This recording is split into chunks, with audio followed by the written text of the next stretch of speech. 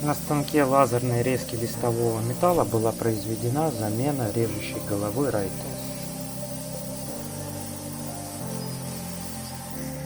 после чего были проверены режимы резки непосредственно на деталях заказчика.